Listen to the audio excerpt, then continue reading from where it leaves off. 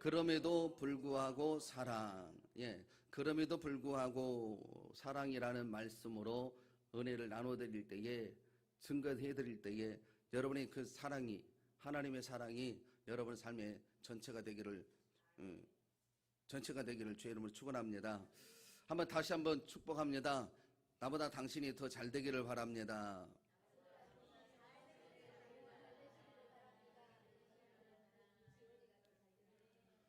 우리 삶에 하나님의 영광이 함께 하셔서 날마다 은혜의 자리로 나아가게 되고 축복된 삶이 우리에게 펼쳐진 줄로 믿습니다. 여러분, 한 주간 삶이 어떠하셨습니까? 지난주에 드린 말씀이 중심이 되어져서 부활을 발견한 자처럼 세상 것 모든 것을 포기하며 사셨습니까? 아니면 하나님의 말씀은 그러한데 여전히 세상의 것들로 무너지는 삶이었습니까? 첫 번째 보름의 삶은 아마 그렇게 살았다면 천국을 소유하고 기쁨이 여러분의 삶의 중심이 되어져서 그 기쁨으로 한없는 영광을 올려드리는 삶이 됐을 것입니다. 그러나 대부분 마가복음 14장 38절에 있는 말씀처럼 마음에는 온유로되 육신이 약하도다라는 주의 말씀과 같이 여전히 무너지는 삶을 살 수도 있었습니다. 여러분, 그렇게 살았다고 그러나 우리가 기죽을 필요가 없습니다. 사도 바울과 같이 하나님이 귀하게 쓰였던 위대한 사람도 그러한 경우가 있었는데요. 그러한 경우에서 벗어나서 하나님을 찬양하는 영광이 그의 삶 가운데 주어졌습니다. 그 위대한 사람이었던 사도 바울의 삶을 통해서 로마서 7장 18절부터 23절의 말씀을 한번 보십시다. 사도 바울은 어떻게 살아왔는지 로마서 7장 18절로 23절 읽어봅니다. 시작. 내가 원하는 바 선은 행하지 아니하고 19절입니까? 19절부터 시작. 내가 원하는 바 선은 행하지 아니하고 도리어 원하지 아니하는 바 악을 행하는도다. 만일 내가 원하지 아니하는 그것을 하면 이를 행하는 자는 내가 아니요 내 속에 거하는 죄니라. 그러므로 내가 한 법을 깨달았노니 곧 선을 행하기 원하는 나에게 악이 함께 있는 것이로다. 내 속 사람으로는 하나님의 법을 즐거워하되 내 지체 속에서 한 다른 법이 내 마음의 법과 싸워 내 지체 속에 있는 죄의 법으로 나를 사로잡는 것을 보는도다. 사도 바울, 그렇죠, 위대했던 하나님의 사람이었는데 오늘 로마서 7장에서는 어떻게 고백을 해요? 선은 행하지 아니하고 악을 행하는도다. 선을 원하는 나에게 악이 함께 있다. 그래서 사망의 죄의 법이 나를 사로잡아 버렸다라고 얘기를 하면서 오늘 여전히 무너져 가고 있는 삶을 대변하고 있습니다. 그러면서 사도 바울이 24절에서 보면 오호라 나는 곤고한 사람이로다. 이 사망의 몸에서 누가 나를 건져내랴라고 절규합니다. 이것이 어쩜 우리의 인생일 수 있습니다. 왜냐하면 우리가 살아가는 세상은 우리가 마음먹은 대로 되는 것이 아니기 때문입니다.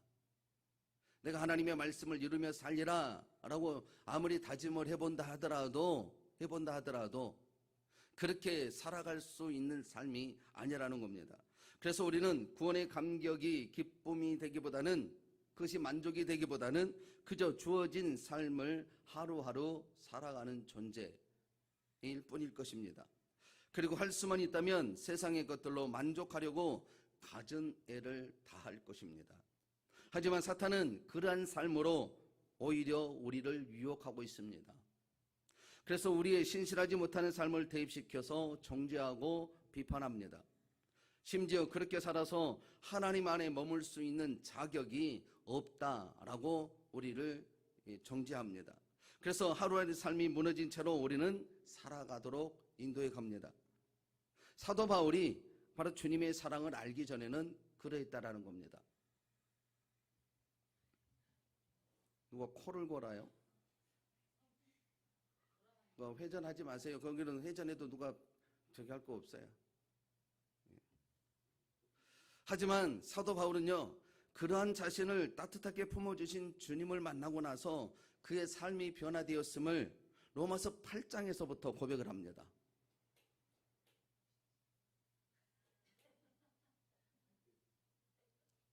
기다려 드릴 테니까 차분히 하세요. 당황하면 그렇게. 네. 다음 시간부터는 에어컨 틉시다. 예. 번거롭잖아요. 로마서 8장에서부터 7장까지는 그런데 로마서 8장에서는 달라져요. 1절 한번 볼까요? 1절 한번 봐보세요. 쭉 읽어볼 거니까 넘기지 말고 남겨보세요. 로마서 8장 1절 봅니다. 시작. 그러므로 이제 그리스도 예수 안에 있는 자는 결코 정죄함이 없나니. 조금 전까지만 해서 사망의 몸에서 나를 누가 건져내랴 라고 하며 절규했던 그에게 예수님을 만나게 된 거예요. 그렇죠? 그 과정에서 다메섹 도상에서 생명의 근원이신 예수님을 만나고 나면서 이제는 뭐라고 얘기해요? 예수 안에 있는 나에게 결코 정죄한 일이 있을 수가 없다라고 얘기합니다. 그렇습니다. 예수님은 그러한 자신을 결코 정죄하지 않으셨던 것입니다. 아니 2절에서는 죄와 사망의 법에서 매여 살아가는 자신에게 오히려 생명의 성령의 법을 주장하여서 자기를 죄와 사망의 법에서 해방시켜 주었다라고 표현을 하고 있습니다. 그러면서 26절에서는 아주 중요한 메시지를 전합니다. 같이 읽어봐요. 26절 시작. 이와 같이 성령도 우리의 연약함을 도우시나니 우리는 마땅히 기도할 바를 알지 못하나 오직 성령이 말할 수 없는 탄식으로 우리를 위하여 친히 간구하시느니라. 아멘. 사도 바울은 그러한 주님의 역사에 대해서 참으로 위로를 얻게 된 겁니다. 나는 무너지고 자빠지고 내 삶을 내가 지켜나갈 수 없는 그는 무능한 존재이지만 성령님이 나에게 생명의 성령의 법으로 나를 인도해 주셔서 예수님이 생명의 성령의 법으로 나를 주장하게 해주시더니 그 다음부터는 연약한 나를 위하여 성령이 친히 간구하고 계심을 보게 된 겁니다. 얼마나 위로가 됐겠습니까? 그러면서 33절 34절을 한번 읽어봐요. 33절 34절 시작. 누가 능히 하나님께서 택하신 자들을 고발하리요 의롭다 하시는 이는 하나님이시니 누가 정죄하리요 죽으실 뿐 아니라 다시 살아나신 이는 그리스도 예수시니 그는 하나님 우편에 계신 자요 우리를 위하여 간구하시는 자시니라. 아멘.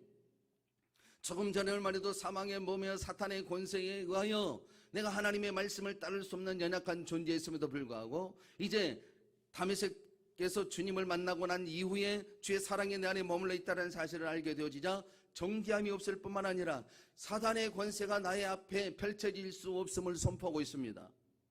사도 바울은 이 위로를 39절 마지막 절에서 하나님의 사랑으로 표현을 합니다. 39절 마지막 절에서 그리스도의 사랑에서 끊어낼 수 없는 하나님의 지극한 사랑을 얘기하죠. 그리고 그 사랑에 접목되어 있다면 누구든 다시금 인생의 신앙의 꽃을 피워낼 수 있다고 합니다. 그 내용이 37절이에요. 읽어보세요. 37절 시작. 이 모든 일에 우리를 사랑하시는 이로 말미암아 우리가 넉넉히 이기느니라. 아멘. 그렇습니다. 우리는 여전히 연약하여서 주의 말씀의 교훈대로 살지 못하고 여전히 지치고 힘겨운 삶을 살아가고 있습니다. 하지만 우리 주님은 그러한 저와 여러분을 너무도 잘 아십니다. 그래서 오늘 또 여러분을 은혜와 진리의 자리로 초청하신 것입니다. 그리고 그 은혜와 진리로 우리에게 채워주셔서 넉넉히 승리하는 자리를 삶으로 인도해 가시는 줄로 믿습니다. 그것이 우리 주님의 임마누엘의 목적이요 또 우리에게는 그 임마누엘이 영원한 희망이 되는 줄로 믿습니다. 할렐루야. 그런 의미에서 다시 한번 옆에 분에게 한번 가르쳐 주세요. 하나님의 성령이 당신과 함께 하십니다. 그러니 그 주님을 의지하십시오. 시작.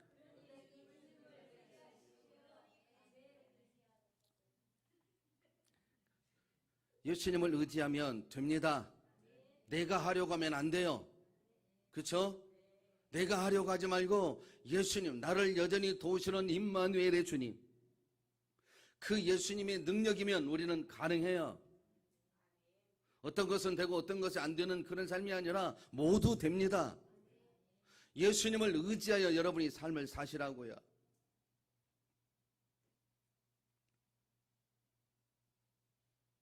반주자들 어디 갔어요? 30분 했다고 쉬러 가셨나요?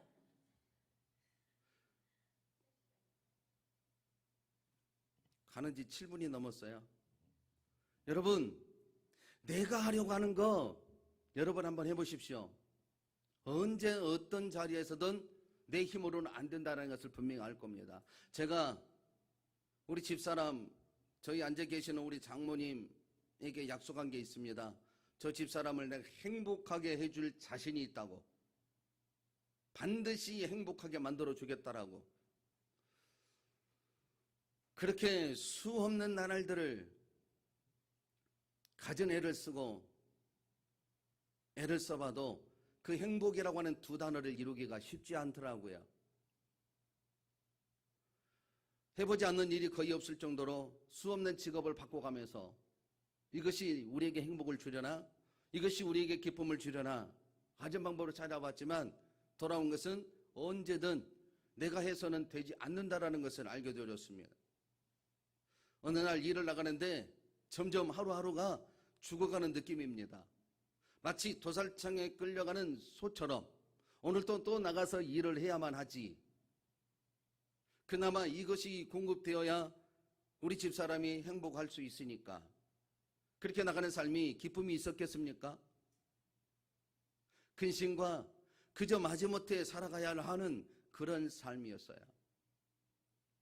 그렇게 내가 뭔가를 해보려고 할 때마다 우리 주님은 내가 해서는 안 된다라고 하는 실패와 좌절을 느끼도록 삶의 모든 요소가 주어졌습니다. 그래서 내 힘으로는 살 수 없다라는 결론을 내리고 주님을 의지하며 살아왔습니다. 그렇지만 여전히 마찬가지죠. 임마누엘, 인격적인 예수님이 내 삶 속이 아니라 종교적인 열심으로는 그 뜻을 이룰 수 없다는 것을 나중에 알았습니다. 예수님이 내 삶 속에 찾아오고 난 이후에 그분이 나의 전체가 되어지고 그분이 나의 행복의 조건이 되어지고 나면서부터 우리 삶은 바뀌어지기 시작합니다. 여러분이 예수님과 함께 동행하고 예수님이 여러분의 삶을 이루어 주실 때에 여러분이 뜻하는 바는 거기서 이루어질 수 있습니다. 여러분이 한다고 해서 되는 게 아니라 성령님이 여러분의 노력에 더하여 주셔야 온전함을 이루게 되어지는 겁니다.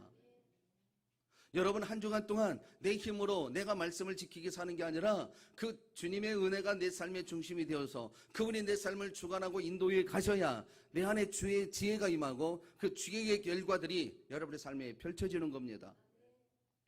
제가 한 주간 동안 예수님의 사랑, 예수님이 그 크신 은혜를 선포를 하고 하나님 천국에 대해서 천국의 삶을 이렇게 살아야 된다라고 이야기를 했습니다. 포기하는 것이고 그렇다 보면 우리 주의 은혜가 우리 안에 머물러 있다고 했지만 이 말씀을 선포했지만 저의 마음속에 진짜 그 예수님으로 기뻐할 수 있었는가라는 말씀으로 대입시켜 본다면 예수님의 사랑을 전하는 일은 분명하게 최선을 다해서 하지만 내 마음속에 진짜 기쁨이 있었을까라고 하는 퀘스천 마크로 했을 때에 아마 저는 아니요라고 하는 답이 먼저 갈 수 있었을 겁니다. 예수님이 나의 진짜 기쁨인가? 예수님이 나의 전체인가? 라는 명제를 뒀을 때에 저는 거기에 가히 예라고 하는 답으로 확답을 드릴 수가 없을 만큼 부족함이 보였습니다. 여러분, 우리가 때때로 삶을 살아갈 때에 하나님의 말씀이 기준이 되어 살아가지 못하는 때도 있습니다. 하나님의 사람으로서. 그러나 오늘 본문의 주인공도 바로 그러한 삶을 살았습니다. 본문의 주인공 바로 대제사장인 여호수아입니다. 여러분, 유대교에서 대제사장은 예루살렘 성전의 최고의 성직자에 해당하는 자입니다. 유대교에서 대제사장은 굉장한 권위를 가지고 예수님을 십자가에 죽이는 권세까지도 가지고 있는 자였습니다. 그랬던 최고의 성직자가 스가랴가 보니 그 더러운 옷을 입고 천사들 앞에 서 있는 모습이 보인 거죠.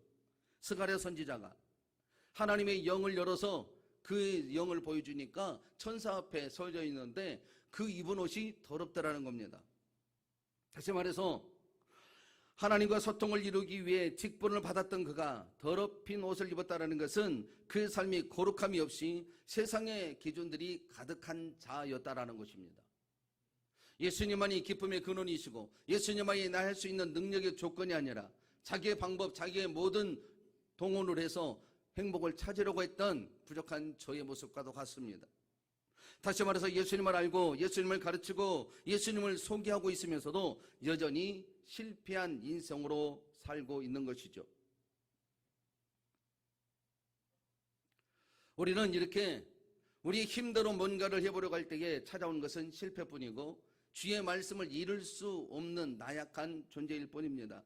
하지만 예수님은 다시금 그 사람을 변화하시고 새롭게 출발하도록 해주시는 분이 우리 예수님이십니다. 이것이 당신이 지어놓으신 인생들에게 대한 하나님의 사랑입니다. 비록 그들이 범죄하여 죄악 가운데 죽을 수밖에 없지만 영원히 버릴 수 없기에 구원하시는 하나님의 긍휼이라는 말씀입니다. 따라서 이 사랑이 저와 여러분의 영혼에 다시금 채워지기를 간절히 바라는 마음으로 말씀을 전하고자 합니다.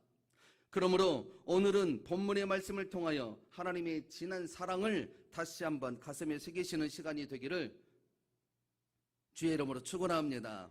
그런데 여러분, 우리가 그 하나님의 사랑을 알기 전에 먼저 우리의 모습을 보아야 할 것이 있는데 그것은 먼저 우리가 어떤 존재인지를 보아야 된다는 겁니다. 우리가 어떤 존재인가요? 보배롭고 존귀하게 여기니까 그러한 삶인가요? 그 이전의 모습은 우리의 어떤 모습인가요? 오늘 본문 2절에서 그렇게 말씀을 하는데 우리는 불에서 꺼낸 그슬린 존재라는 사실입니다. 본문 2절 후반절을 보면 이는 불에서 꺼낸 그슬린 나무가 아니냐라고 하나님이 말씀하시죠. 즉 우리 삶은 사탄이 참소하리만큼 온전치 못한 상처받은 영혼이라는 뜻입니다.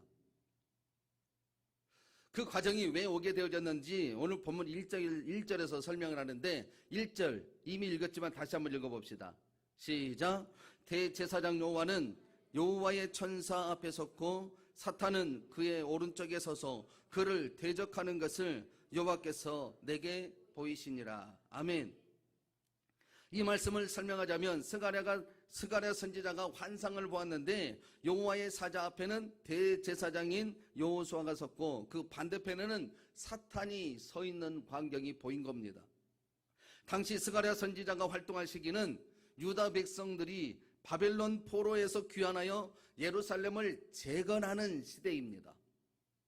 70년 바벨론 포로에서 하나님이 느부갓네살 왕에게 은혜를 입혀주셔서 어떻게 합니까? 그들이 고국으로 돌아오도록 포로된 그들을 자유하게 해줬죠. 와서 이제 하나님을 떠났던 삶이 이렇게 철저히 망가졌다는 사실을 알고 하나님의 이름을 세우기 위하여 성벽과 성전을 재건하는 임무를 준 겁니다. 그런 시대의 지금 상황인 겁니다. 이해가 되시죠? 여러분, 유다 백성들이 빼앗겼던 나라를 다시 찾고 하나님의 백성으로 살아간다는 거 매우 기쁘고 즐거운 일 아닙니까? 나와 관계 없습니까? 생각해 보니까 기쁜 일일까요?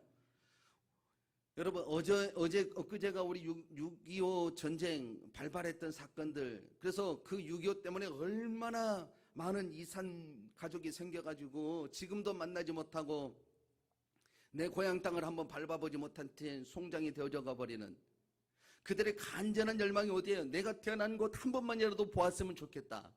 그렇잖아요. 그러나 이 전쟁이라고 하는 것은 참혹한 우리에게 상처를 남기는 결과를 되고 말았습니다.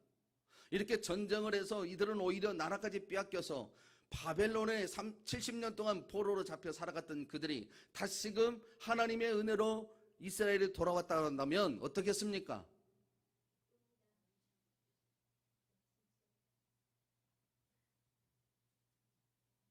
듣고 싶지 않으신가 본데, 듣고 싶지 않으면 여러분 마음대로 하시면 됩니다. 여러분 어땠을까요? 만약에 내가 뭔가를 뺏겼다가 다시금 찾았을 때 여러분 어떻던가요?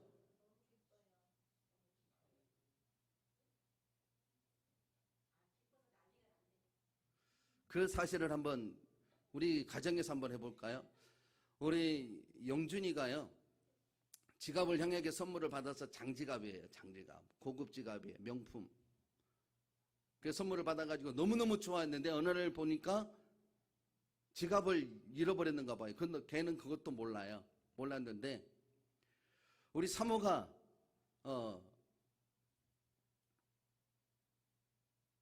그러니까 저녁에 우리 양해문 교회 있을 때는 밤마다 기도하는 시간이 있었어요. 그래서 우리 영준이가 밤마다 와서 기도를 하고 집에 돌아가는 시간이 있는데 밤에 가서 보니까 지갑을 잃어버린 거예요.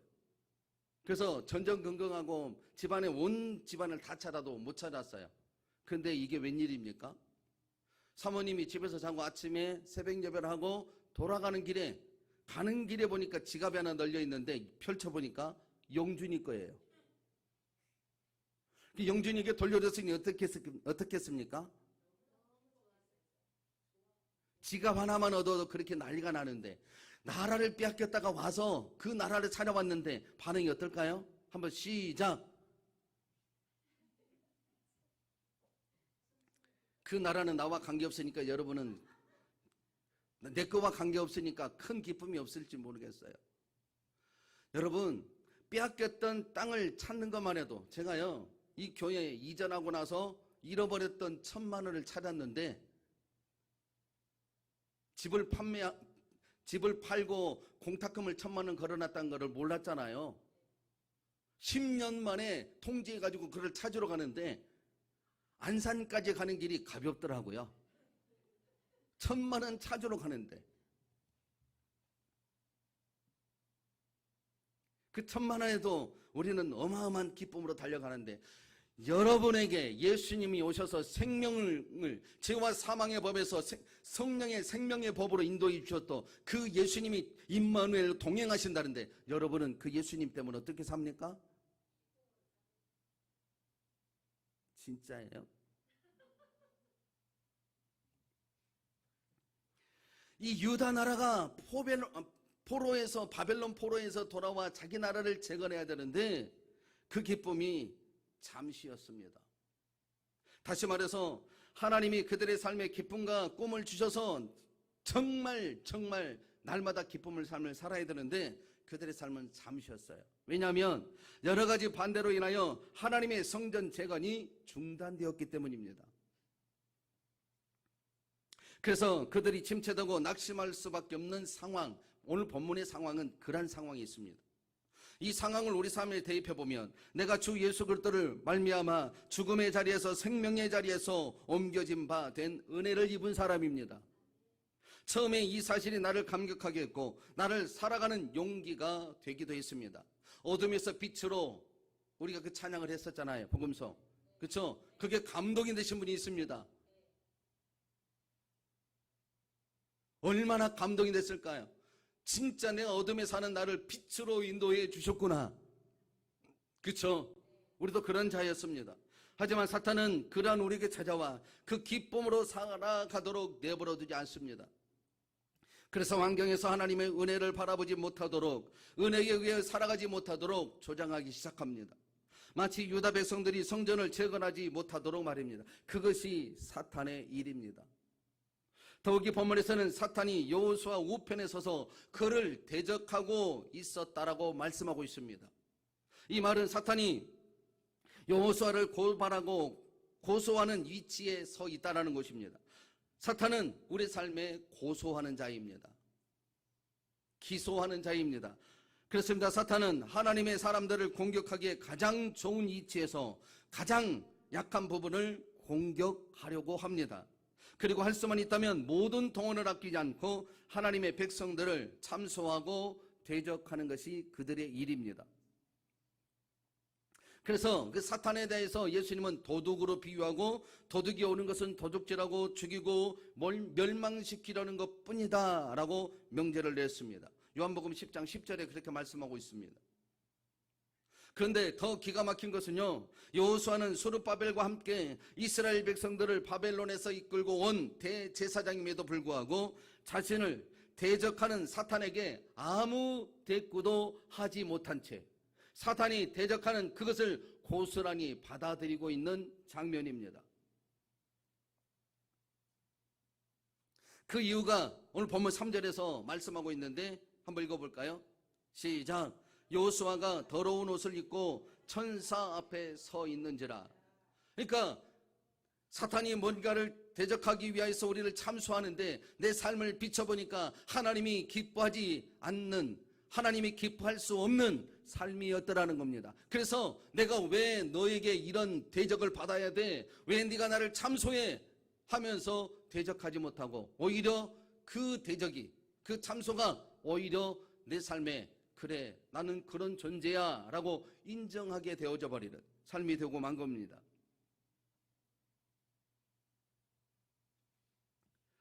여러분 3절에서 보니까 더러운 옷을 입고 있었다고 그랬는데 대제사장의 옷은 모세율법에 보면 출애굽기 28장 2절에서 기록된 것을 보면요, 거룩하게 지어서 영화롭고 아름답게 지어졌다고 했습니다. 대제사장이 입은 옷이 거룩하게 지어서 영화롭고 아름다운 것이에요. 따라서 대제사장 하면 두말할 것이 없이 그 직분상 가장 거룩한 자리에 있는 사람입니다. 그런데 그는 대제사장이 보통 때 입고 있는 아름답고 깨끗한 세마포 예복이 아니라 때가 새카맣게 묻은 더러운 옷을 입고 있다라는 것입니다. 다시 말하면 하나님의 사람에 걸맞는 준비가 되지 못한 것입니다. 그래서 사탄의 지탄의 대상이 되고 있는 것이죠. 그러면 재판장이신 하나님이 보실 때 여호수아는 어떠했나요? 2절 후반절 아까 말씀드린 것처럼 이는 불에서 꺼낸 그슬린 나무가 아니냐. 하나님 역시도 그 모습이 아름답기는커녕 보기에 흉한 불에서 꺼낸 그슬린 나무와 같은 존재들이라고 인정을 합니다. 그렇습니다. 우리의 힘으로 하나님 앞에 깨끗한 모습으로 서기에는 언제나 부족한 모습뿐이라는 것입니다. 또한 하나님의 이름을 영광되게 할 만큼 어떤 조건도 우리 안에는 없다라는 사실입니다. 하나님도 그렇게 여기실 수 있습니다. 따라서 우리 또한 사탄의 참소에서 벗어날 수 없는 그러한 존재입니다. 아니, 사탄의 참소에 말 한마디 변명할 수 없는 실로 비참한 위치에 있는 죄인의 자리에 서 있는 것입니다. 그러나 사랑하는 성도 여러분, 아직 포기하기는 너무 이릅니다. 절망하기에 너무 이릅니다. 왜냐하면 우리 하나님은, 우리 예수님은 요한복음 10장 10절에 양으로 생명을 얻게 하고 더 풍성히 얻기 위하여서 우리에게 찾아오셨던 분이 계셨는데 그분이 바로 예수님이십니다. 할렐루야. 그래서 지난 시간이 아무리 더러워도 괜찮습니다. 지금부터라도 다시 새롭게 하나님의 은혜에 힘입어 준비하고 내일을 살아가면 됩니다. 지난 시간들이 아무리 추악하고 더럽단다 할지라도 괜찮습니다. 왜냐하면 오늘 우리 주님의 은혜가 우리에게 생명이 되어져서 더러운 우리 모든 옷을 벗겨버리고 하나님의 은혜에 의하여 다시금 살아갈 수 있는 생명을 공급하시기 때문입니다. 그렇게 준비하여 하나님의 은혜 안에 머물러 살아가는 주의 백성들이 되기를 주의 이름으로 축원합니다.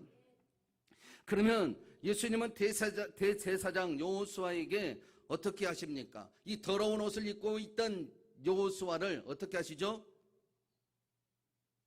두 번째로 더러운 옷을 벗기시고 죄를 덮으신다라는 겁니다. 본문 4절 말씀을 한번 읽어볼게요. 본문 4절 시작. 여호와께서 자기 앞에 선 자들에게 명령하사 그 더러운 옷을 벗기라 하시고 또 여호수아에게 이르되 내가 내 죄악을 제거하여 버렸으니 내게 아름다운 옷을 입히리라. 아멘. 하나님의 택한 백성들이 아름다운 모습을 하고 있었다면 더욱 좋았겠지만 불행하게도 불에서 꺼낸 그슬린 존재와 같았습니다. 그랬을지라도 하나님은 이들을 버릴 수가 없었습니다. 왜요? 그를 위해서 하나밖에 없는 독생자를 십자가에서 죽이셨기 때문입니다.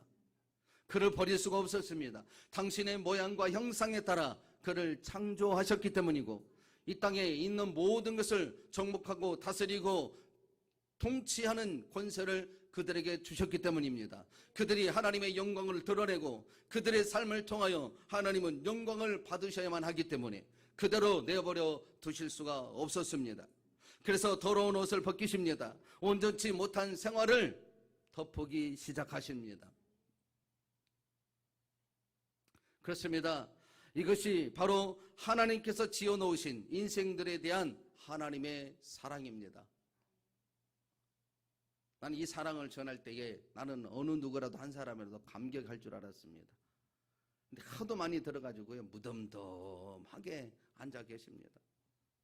그 사랑이 가치가 얼마나 큰지도 이제 가늠할 수가 없습니다. 그래서 빨리 끝냈으면 좋겠다는 생각만 하고 계시는 것 같은데 쭉 읽어드리겠습니다. 그냥 여러분, 비록 그들이 범죄하여 죄악 가운데 죽을 수밖에 없지만 영원히 버릴 수 없었기에 구원하시는 하나님의 긍휼, 그 하나님의 사랑을 보이십니까? 그러한 하나님의 사랑은 오늘 본문에서가 처음이 아닙니다. 그 고귀한 사랑은 첫사람 아담과 하와를 통해 이미 보여주셨던 사랑입니다. 창세기 3장 7절에 보면 선악을 따먹고 범죄한 아담과 하와는 자신이 눈이 밝아졌으니까 죄를 알게 되었고 부끄럽고 두려워서 무화과나무로 치마를 엮어 입었다라고 말씀합니다. 그런 하나님은 그들을 그 상태로 그냥 놔두시는 것이 아니라 그들의 무화과나무 치마를 벗기시고 가죽옷을 지어서 그들의 모든 흉부를 덮어주십니다. 자, 여러분, 그렇다면 여기서 무화과나무 치마는 무엇을 상징하는 말입니까? 무화과나무로 만들어진 치마는 우리의 힘으로 우리의 수치를 가리려 한다는 것입니다. 우리가 사탄의 지탄의 자리에서 벗어나려보고 애를 쓴다는 것입니다. 그런다고 그 수치가 가려집니까? 무화과 잎이 햇빛에 의해서 곧 말라버리듯이 아무리 가리려 해도 가려지지 않는다는 것입니다. 그러나 하나님은 당신의 자녀들이 수치를 당하는 것을 원치 않습니다. 그래서 한 동물을 잡아 죽이고 가죽을 벗겨서 옷을 만들어 그 수치를 가려주려고 하셨던 것입니다. 그리고 그 가죽옷을 입으려면 반드시 희생이 따라야만 한다는 것이죠. 그 희생의 제물이 되신 분이 바로 예수 그리스도이십니다. 따라서 하나님은 이 예수님의 이름을 사용하셔서 저와 여러분의 수치를 덮으십니다.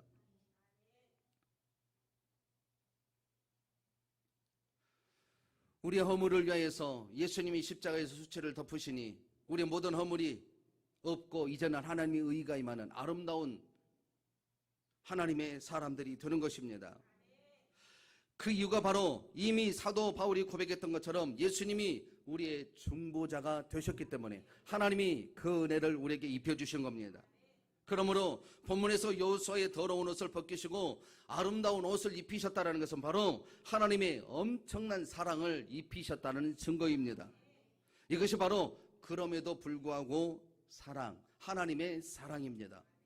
그러니까 오늘 여러분이 이 자리에 올 수 있었던 것도, 지난 한 주간 온전하게 살아온 것도, 내가 지금 숨쉬고 있는 것조차도 예수님의 값진 희생 때문이라는 말입니다. 그리하여 하나님 앞에 의로운 자로 설 수 있게 하셨다라는 말씀입니다. 그러므로 사랑하는 성도 여러분, 우리의 더러운 행실이 청산되려면 결코 예수님을 통하지 않고는 안 되는 것입니다. 그래서 예수님이 이 땅에 오셔서 내가 곧 길이요 진리요 생명이니 나로 말미암지 않고는 아버지께로 올 자가 없느니라 라고 요한복음 14장 6절에서 분명하게 말씀합니다.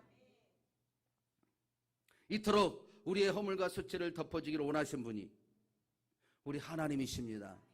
저와 여러분을 지극히 사랑하시는 주님이십니다. 그 사랑을 머금고 그 사랑 가운데 있는 존재가 바로 저와 여러분입니다. 지난날 내가 하나님의 말씀을 이루지 못하고 여전히 실패한 자리에 있었다 할지라도 우리가 기죽지 말아야 될 첫 번째 이유가 바로 나를 대신하여 예수님이 희생하셨기 때문이라는, 그 사랑으로 여전히 내가 새로운 삶, 하나님의 의의 기준이 열려진 삶이라는 것입니다. 그래서 오늘 이전의 것으로 오늘 살아가는 게 아니라 오늘 부으시는 생명으로 인하여 내일을 살아가는 존재가 진짜 믿음의 삶이 되는 것입니다. 여러분, 오늘 본문에서 이 더러운 옷을 씻겨주는 그 예수님의 사랑을 말씀하시죠. 근데 예수님의 사랑을 씻겨주는 것에서만 끝내는 게 아닙니다. 본문 5절에 보십시오. 본문 5절 시작.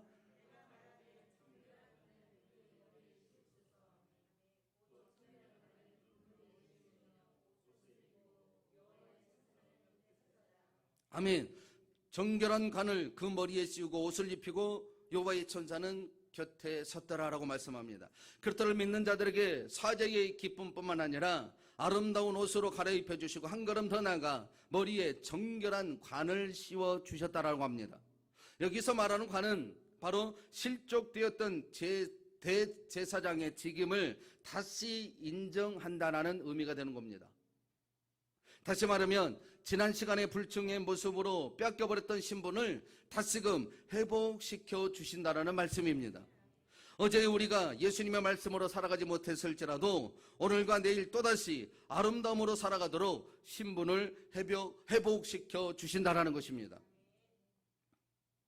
예수님 안에는 치유와 회복이 있습니다. 치유와 회복은 누구에게 줄까요? 하나님이 저에게 주시는 명제, 우리 양해문 교회에 있을 때 주셨던 말씀인데, 찬송과 기도하라. 그러면 치유와 회복이 일어날 것이다.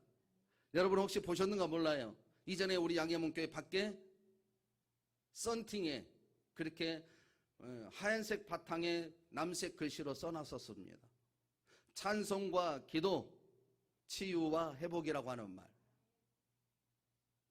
예수님 안에 여러분이 들어와서 예수님과 함께 동행하려고 할 때에 나의 무능함은 소멸되고 주님의 능력이 나의 무능함을 있어서 유능함으로 바꿔가는 그런 은혜가 임하게 될 줄로 믿습니다. 이것이 바로 은혜에 의하여 살아가는 삶입니다. 내 힘으로 살아가는 게 아니라 주의 은혜에 힘입어 살아가는 삶. 나는 할 수 없으되 주여 능력 주시는 자리에서 내가 모든 것을 할 수 있는 삶. 내가 하려고 하지 말고 예수님의 은혜에 의하여. 반주가 잘 안 되면 예수님의 은혜를 입기 위하여 그 자리에 머물러 있으세요. 그리고 주여 내게 주님의 지혜를 부어 주옵소서. 그리고 그 은혜로 말미암아 어떻게 해요? 나에게 맡은 직임을 최선을 다해서 해내란 말입니다. 내가 하려고 하지 말고 주님의 지혜를 구하고 주의 은혜를 구하고 주의 생명을 구하고. 그래서 내가 그 자리에 항상 머물러 있는 자. 찬양과 기도는 어느 때 가능합니까? 예배를 예배답게 드릴 때 가능한 거예요. 그것을 사모하여 그 자리에 머물러 있기를 원하여, 그래서 주님이 바꿔주시는 자로 당당하게 살아가는 저와 여러분이 되어야 한다는 겁니다. 그런데 우리는 이것이 전제가 되지 않습니다. 여전히 불에 걸린 숯댕이가 되어 있는 상태로만 살아갑니다. 그리고 나무가 되어보려고 애를 쓰죠. 여러분, 이미 불에 걸린 나무가, 불에 걸려 숯덩이가 된 나무가 살아 움직이는 나무가 될 수 있을까요? 우리의 힘으로는 절대 불가능합니다. 우리의 시치, 우리의 허물을 바로 예수님의 희생의 값으로 덮어주지 않으면 우리에게는 생명이 있을 수가 없습니다. 그 나무가 살아날 수가 없습니다. 여러분의 자녀들이 마찬가지입니다. 예수님과 접목하지 않고는 결코 숯댕이로 남겨져 있지 살아날 수가 없습니다. 살아날 수가 없어요. 숯댕이 그슬린 나무의 하나의 존재로 끝나버리는 거예요. 있는 그 자체로 끝나버리는 거예요. 그러나 그 숯등에 더러운 옷에 어떻게 했다고요? 예수님의 희생을 시키셔서 그들의 더러운 옷을 벗겨버리고 그 안에 새로운 생명을 부어넣으실 뿐만 아니라 하나님과 동행할 수 있는 아름다움의 관을 씌워주시는 겁니다. 날마다 그 하나님의 은혜 안에 머물러서 주 예수님과 동행하며 은혜에 의하여 살아가는 삶이 되어라고, 은혜에 의하여 살아가는 존재가 되라고 우리에게 그 자리로 배설해 주신 겁니다. 그런데 우리는 그 맡겨진 일들을 감당하기를 원하면서도 은혜의 자리에 머물러 있는 것을 최고의 가치로 여기지 않습니다.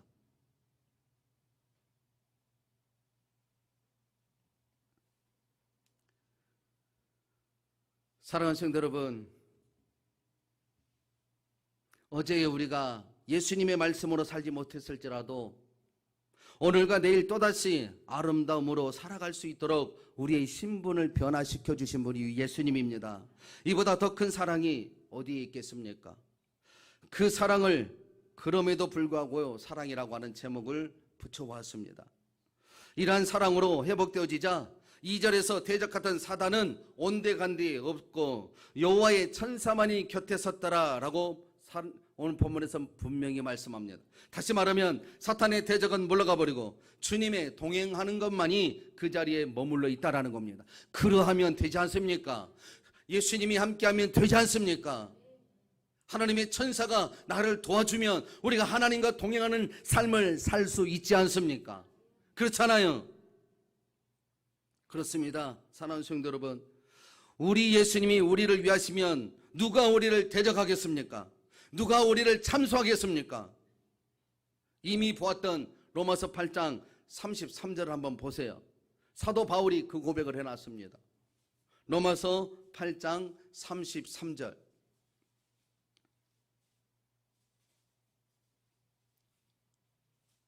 시작. 누가 능히 하나님께서 택하신 자들을 고발하리요? 의롭다 하시는 이는 하나님이시니. 누가 하나님의 택한 자들을 함부로 하겠습니까?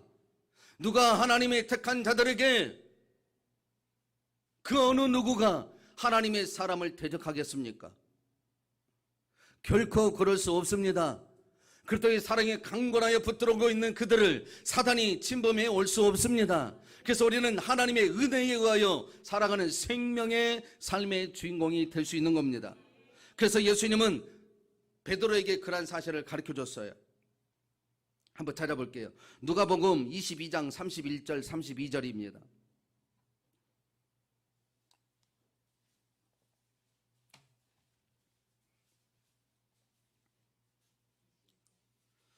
(22장) 31절 32절. 22장 누가복음 22장 31절 32절 시작. 시몬아 시몬아 보라, 사탄이 너희를 밀가부르듯 하려고 요구하였으나 그러나 내가 너를 위하여 내 믿음이 떨어지지 않기를 기도하였노니 너는 돌이킨 후에 내 형제를 굳게 하라.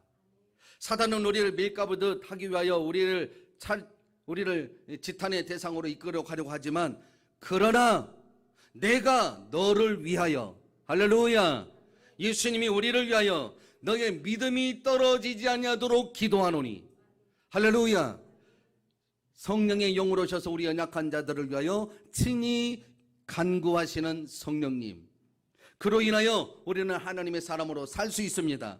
그러니 너는 뭐라고요? 돌이킨 후에 내 형제를 굳게 하라.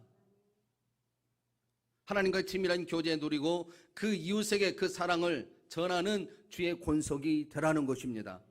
그렇습니다. 우리 주님이 은혜의 주님 안에 머물러 살아가지 못하며 여전히 낭망의 자리에 있을지라도 오늘 그 지난날의 나약함을 다시 은혜로 덮어주시고 더 나아가 아름다운 옷과 관을 씌워주시려고 오늘 우리를 이 자리로 부르셨습니다. 그리고 주님은 하늘 보좌를 버리시고 이곳에 임하셨습니다. 그러므로 사랑하는 성도 여러분, 지난 삶이 여러분이 보시기에 부족하고 후회가 될지라도 기죽지 마시고 다시금 은혜의 보좌 앞에 당당히 나아가시기를 바랍니다. 그 십자가 앞에 나아가서 예배를 집중하십시오. 그리고 그 옷을 입히고자 하는 열정이, 아름다운 옷을 입히고자 하는 열정이 여러분의 가슴속에 자리할 수 있기를 바랍니다.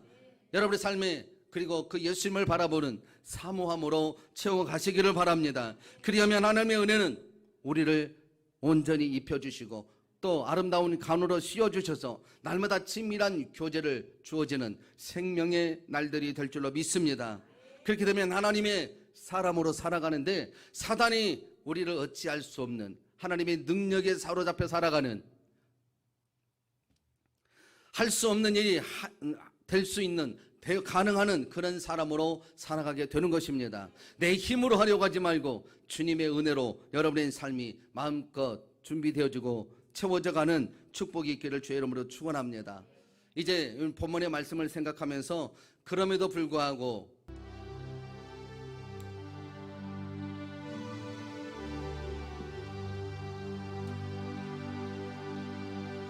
마음속에 어려움이 있을 때 넘겨줘야지 하면 마음속에 어려움이 있을 때 마음속에 어려움이 있을 때 주님 내게 먼저 오사 내 마음을 만지고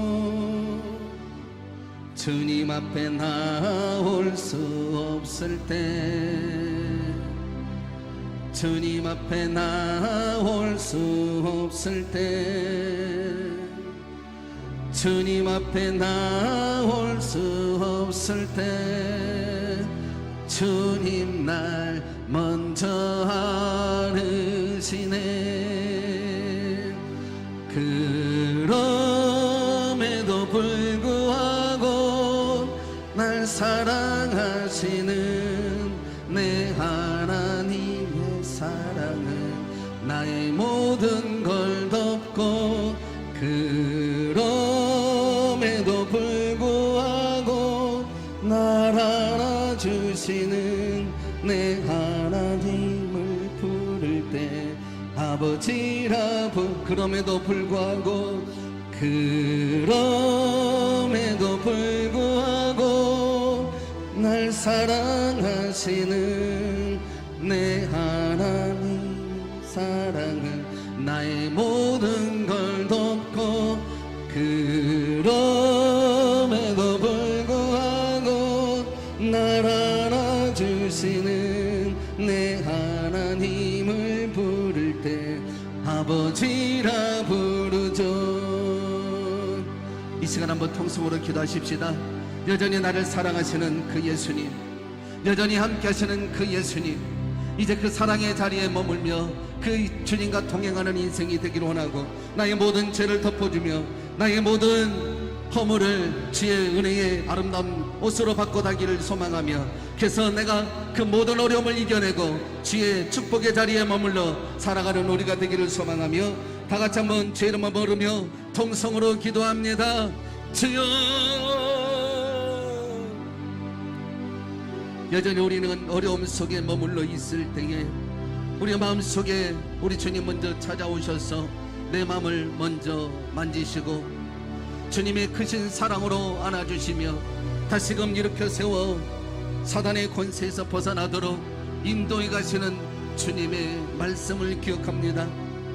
주님 앞에 나올 수 없을 때에 주님은 먼저 우리를 안아주시고 주님의 사랑을 우러 모든 것을 덮어주셔서 다시금 회복의 자리에 세워놓으신 주님의 놀라운 사랑을 보았습니다. 이제 아버지 하나님의 크신 그 사랑이 내게는 만족이 되기를 소망하고 그 사랑이 나를 온전히 주관하는 그런 삶이 되기를 소망하며 아버지 앞에 구합니다. 아버지 하나님, 우리 연약한 저들을 위하여 친히 예수님을 간구하셨고 나의 연약함 위에 주의 사랑을 입히시려고 독생자 예수님을 희생하셨사오니 이제 내가 그 자리에 머물며 주님과 아름다움의 교제가 마음껏 일어나게 하여 주옵소서. 나가 내 힘으로 살아가는 것이 아니라 주의 은혜에 힘입어 주님이 이루시는 그 말씀들을 이루며 살아가게 하여 주옵소서. 은혜의 생명의 길을 열어주시는 예수님의 은혜로 말미암아 이제 내 삶이 바뀌어지기를 원합니다. 하나님이 주신 그 기쁨이 내게는 최고의 우선순위가 되고 내 삶의 최고의 기쁨이 되어지도록 이 자리에 내가 그 자리에 내가 머물러 있는 저희들이 되기를 소망합니다. 주여, 주의 은혜 안에 우리를 인도해 주시고 생명의 자리까지 아버지 하나님 우리를 인도해 주셔서 하나님의 놀라우신 사랑을 찬양하며 경배하며 나아가게 하여 주옵소서. 주님만을 바라보고 소망하며 아버지 하나님만을 바라보고 소망하며 나가기를 소망합니다. 주님 함께 하시옵소서. 주님 우리와 함께하여 주옵소서. 아버지 하나님, 우리를 영원한 아버지로 부르시는 주님만을 찬양합니다.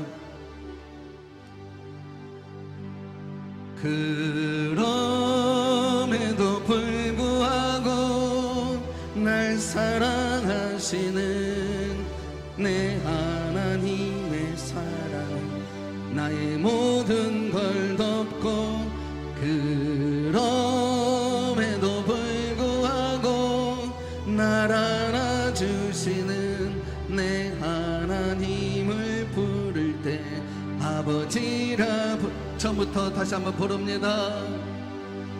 마음속에 어려움이 있을 때, 마음속에 어려움이 있을 때, 마음속에 어려움이 있을 때 주님 내게 먼저 오사 내 마음을 만지고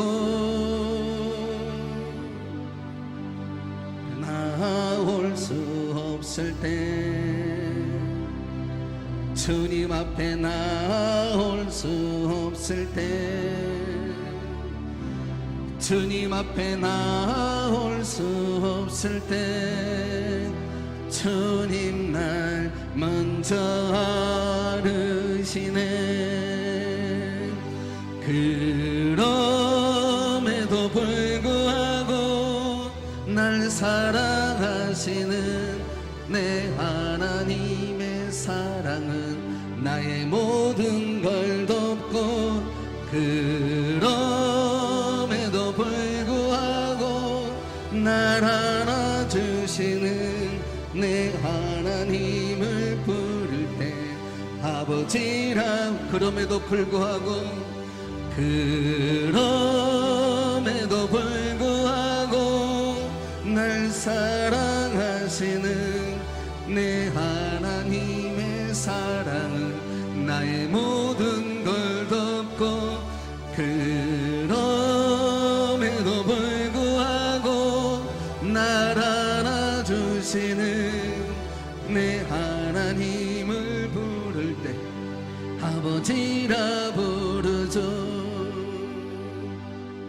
내 하나님을 부를 때 아버지라 부르죠.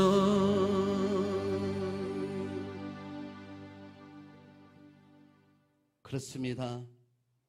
우리 하나님은 우리 영원한 아버지이십니다.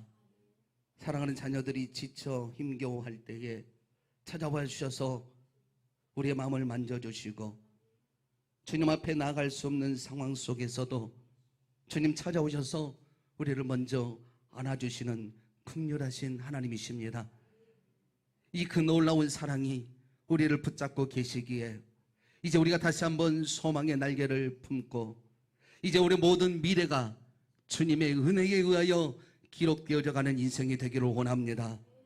그럼에도 여전히 사랑하시는 그 하나님의 사랑이 나의 모든 것을 덮어버리고 나를 새롭게 하시는 주님의 사랑이기에 이제 주의 은혜에 의하여 살아가는 날개짓이 펼쳐지기를 원합니다. 성령 하나님, 우리 가운데 찾아와셔서 사랑하는 주의 지체들에게 성령의 은혜를 부어 주옵소서. 성령의 은혜에 의하여 살아가게 하여 주옵소서. 주님만이 영원한 생명이 되게 하시고 주님만이 영원한 삶의 진리가 되게 하여 주옵소서.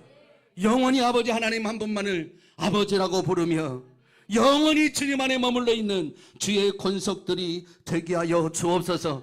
아버지 하나님 사랑합니다. 하나님 사모합니다. 주의 은혜의 믿음으로 우리를 인도해 주셔서 이제 무너진 자가 아니라 아버지 사랑으로 회복된 자리가 되게 하여 주옵소서. 예수님의 이름으로 간절히